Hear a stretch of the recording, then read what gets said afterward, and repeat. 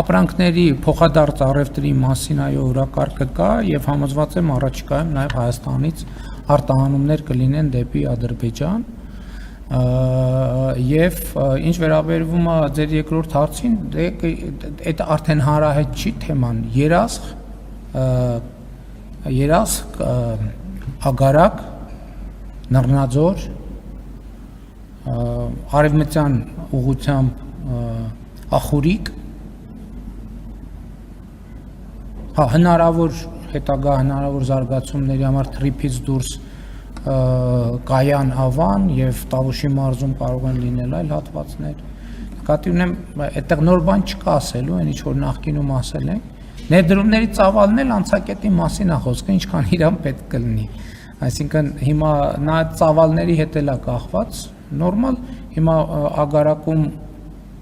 որ Իրանի հետ սահմանին նոր մաքսային կետա կառուցվում